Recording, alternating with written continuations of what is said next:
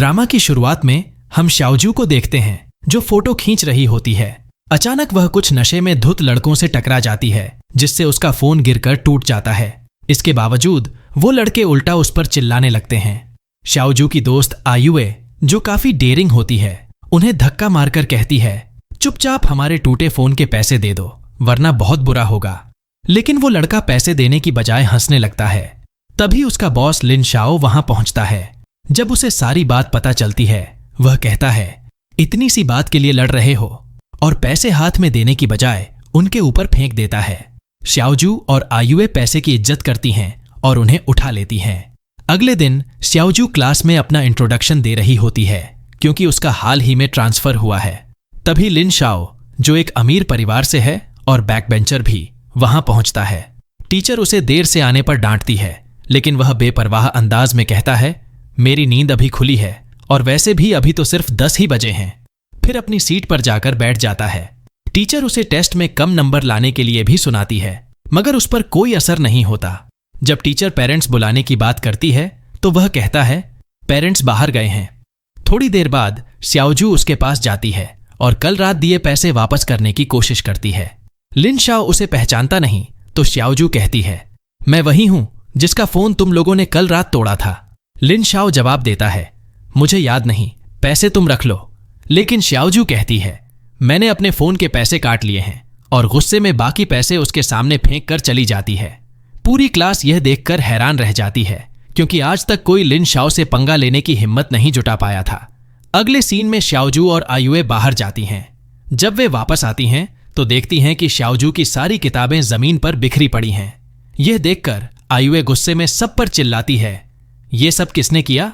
तुम्हें शर्म नहीं आती एक लड़की को बुली करने की? शाओजू उसे चुप कराती है और कहती है कि वह इस बात को नजरअंदाज करना चाहती है। अगले सीन में लंच के दौरान शाओजू और आयुए खाना खा रही होती हैं। उनके पीछे कुछ लड़कियां बैठी होती हैं जो चुपके से बातें करती हैं। शाओजू ने लिन शाओ के पैसे ले लिए, लगता है उसकी फैमिली बहुत पुअर है। दूसरी लड़की कहती है, क्या पता लिन शाओ को अमीर देखकर वो उसे शुगर डैडी बनाना चाहती हो। आयुए यह सुनकर भड़क जाती है और खड़े होकर कहती है, ये क्या बकवास कर रही हो? हिम्मत है तो मुंह पर बोलकर दिखाओ। एक लड़की जवाब देती है, अच्छा तो करने की हिम्मत है लेकिन सुन नहीं सकती। मेरी सलाह है जहां से आई हो वहीं वापस चली जाओ। फिर शाओजू खाना लेकर जाने लगती है और आयुए भी पीछे पीछे चलती है। तभी वह लड़की आयुए को पैर मार देती है जिससे वह गिर जाती है। यह देखकर शाओजू को गुस्सा आता है और वह उस लड़की के सिर पर सूप डाल देती है। तभी वहां शांग आ जाती है जो लिन शाओ को वन साइडेड पसंद करती है। वह फाइट रोकती है और शाओजू से कहती है, मुझे यकीन है तुमने जानबूझकर नहीं किया होगा, लेकिन तुम्हारा अभी अभी ट्रांसफर हुआ है, ऐसी चीजों में मत पड़ो। अगले सीन में शाओजू और आयुए जा रही होती हैं। तभी वो लड़कियां फिर से बेसबॉल बैट लेकर उन्हें घेर लेती हैं। शाओजू कहती है, ये स्कूल है, तुम यहां फाइट नहीं कर सकती। लेकिन वे जवाब देती हैं, हमें कोई फर्क नहीं पड़ता। तभी चूफेंग वहां आकर उन्हें रोक लेता है और कहता है, शाओजू को तुम्हारे साथ बेसबॉल नहीं खेलना, तुम लोग यहां से चले जाओ। लड़कियां कहती हैं, इस मामले से तुम दूर रहो वरना तुम भी फंस जाओगे। लेकिन चूफेंग डटकर जवाब देता है, मैं यहीं खड़ा हूं, जो करना है कर लो। तभी लिन शाओ वहां आ जाता है। उसे देखकर चूफेंग तंज कसता है, अच्छा तो इन सब के पीछे तुम हो, मैं कुत्ते को पट्टे पर बांधना भूल गया था। यह सुनकर लिन शाओ भड़क जाता है और हाथापाई पर उतर आता है, लेकिन शैंग उसे रोक लेती है। वह कहती है, छोड़ो शाओ, आंटी तुम्हारा डिनर के लिए इंतजार कर रही हैं, यहां फाइट करोगे तो बाद में डांट पड़ेगी। फिर वह मेंग से शाओजू को माफी मांगने को कहती है, चाहे कुछ भी हो किसी को हिट नहीं करना चाहिए, अगली बार ऐसा मत करना। मेंग शाओजू से माफी मांगती है और वे सब चले जाते हैं। अगले सीन में चूफेंग अपनी मॉम को मिस कर रहा होता है क्योंकि उनकी तबीयत खराब होने की वजह से वह हॉस्पिटल में भर्ती हैं। तभी उसके डैड आकर बताते हैं, मॉम की हालत और बिगड़ गई है, डॉक्टर ने जल्दी बुलाया है। चूफेंग तुरंत उनके साथ हॉस्पिटल पहुंचता है। वहां डॉक्टर बताते हैं, पेशेंट अभी ठीक है लेकिन कल रात उनकी हालत बहुत खराब हो गई थी। सौभाग्य से पास के रूम की लड़की ने देख लिया और डॉक्टर को बुलाया, वरना पेशेंट हिल भी नहीं पा रही थी। थोड़ी देर बाद चूफेंग और उसके डैड पास के रूम में जाते हैं जहां वह लड़की शाओजू होती है। शाओजू की भी तबीयत खराब होने की वजह से वह हॉस्पिटल में भर्ती है। चूफेंग उसे पहचान लेता है। उसके डैड शाओजू को फूल और गिफ्ट्स देकर थैंक यू बोलते हैं और एक पैसे का कार्ड भी देते हैं, लेकिन शाओजू वह कार्ड लौटा देती है। फिर वे चले जाते हैं। अगले दिन स्कूल में गेम कंपटीशन होता है जिसमें शाओजू और चू फेंग पार्टनर होते हैं। गेम शुरू होने पर शाओजू का पैर मुड़ जाता है और वह चू फेंग के ऊपर गिर जाती है।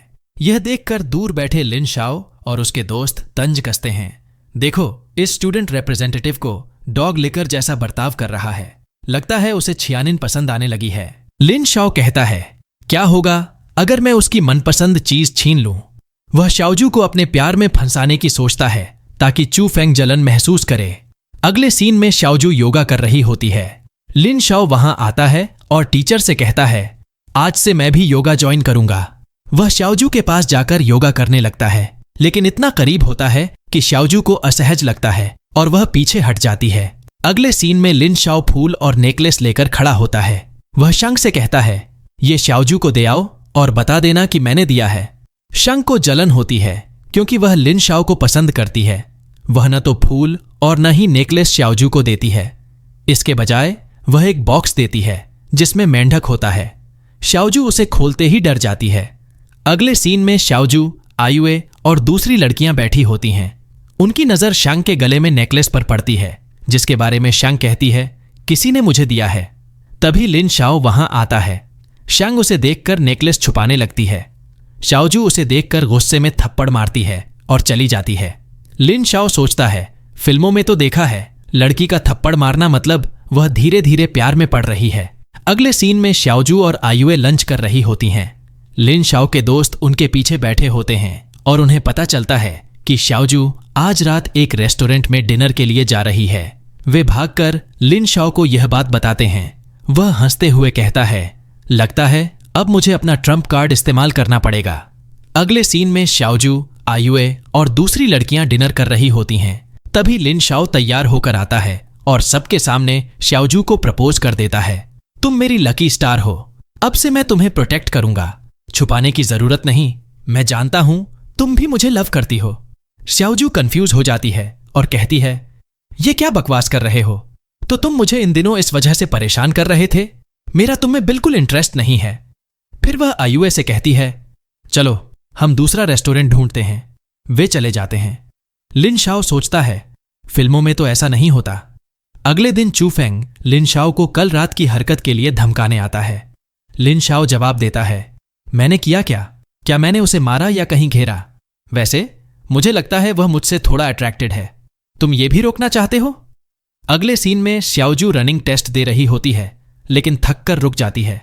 चू फेंग उसे कोल्ड ड्रिंक देता है मगर लिन शाओ उसे पीकर कहता है, बकवास ड्रिंक है, तुम ये पियो, ये तुम्हारे लिए बेस्ट है। तभी आयुए शाओजू को बुला लेती है और वह पानी पीने चली जाती है। अगले सीन में पेंटिंग क्लास में कपड़ा पहनने में चू फेंग शाओजू की मदद करता है। यह देखकर लिन शाओ को जलन होती है। उनकी हंसी मजाक से वह और गुस्सा हो जाता है। फिर वह शाओजू के लिए मेहनत से लकड़ी का दिल बनाता है। जब वह उसे देने जाता है तो गिरने की एक्टिंग करता है। शाओजू मदद के लिए आती है, तभी वह उसे दिल देता है। शाओजू उसे पागल कहकर चली जाती है। अगले सीन में शाओजू स्विमिंग कर रही होती है। लिन शाओ पूल में कूदकर स्विमिंग न आने की एक्टिंग करता है। उसका दोस्त चिल्लाता है, लिन शाओ को स्विमिंग नहीं आती, वह डूब रहा है, कोई बचाओ। सब देखते रहते हैं लेकिन शाओजू उसे बाहर निकालती है। बाहर आने पर लिन शाओ चेस्ट प्रेस की एक्टिंग करता है। उसका दोस्त कहता है, इसे जल्दी मुंह से सांस दो। शाओजू सांस देने लगती है, तभी लिन शाओ हंस पड़ता है। शाओजू गुस्से में उसे थप्पड़ मारकर चली जाती है। लिन शाओ खुश होता है, सोचता है कि शाओजू ने उसे किस किया। अगले सीन में ड्राइंग क्लास चल रही होती है। एक एक कर सबकी ड्राइंग पूरी हो जाती है लेकिन शाओजू की ड्राइंग अधूरी रहती है। वह थककर सो जाती है। चू फेंग आकर उसे अपना कोट ओढ़ाता है और उसकी पेंटिंग पूरी कर देता है। उसके जाने के बाद लिन शाओ वहां कॉफी लेकर आता है। शाओजू उठती है तो उसे देखकर लगता है कि पेंटिंग उसने पूरी की। वह कोट लौटाकर चली जाती है। अगले दिन क्लास में चू फेंग शाओजू को अपना टिफिन ऑफर करता है, तभी लिन शाओ भी अपना टिफिन देता है। टिफिन रखते वक्त चू फेंग का टिफिन गिर जाता है। गुस्से में चू फेंग लिन शाओ को धक्का देता है जो शीशी से टकराकर उसे गिरा देता है। शाओजू शीशी को उठाने जाती है और उसके शरीर पर चोट के निशान देखती है। सिक्सी इन्हें छुपाने की कोशिश करती है। शाओजू उसे उठाती है और लिन शाओ को थप्पड़ मारकर जाने को कहती है। बाद में चिक्सी अपनी सीट पर आती है तो वहां चोट की दवाई और एक सॉरी नोट मिलता है जो शाओजू ने रखा था। अगले सीन में ग्राउंड पर एक्सरसाइज के दौरान शाओजू नोटिस करती है कि शिक्सी नहीं आई। वह भागकर टेरेस पर जाती है जहां चिक्सी किनारे पर बैठी होती है। शिक्सी कहती है, पास मत आना वरना मैं कूद जाऊंगी। दरअसल शिक्सी की मॉम उसे रोज पीटती है जिससे उसके शरीर पर चोट के निशान हैं। शाओजू ने यह देख लिया था और शिक्सी को लगता है कि वह यह बात सबको बता देगी जिससे उसका मजाक बनेगा। इसलिए वह खुद को खत्म करने का फैसला करती है और कूदने लगती है। शाओजू सही वक्त पर उसका हाथ पकड़ लेती है और समझाती है, अगर कोई प्रॉब्लम है तो हम मिलकर सॉल्यूशन ढूंढेंगे। लाइफ इंसान की सबसे कीमती चीज है, इसे कोई आसानी से नहीं खो सकता। तभी लिन शाओ आता है और शिक्सी को ऊपर खींच लेता है।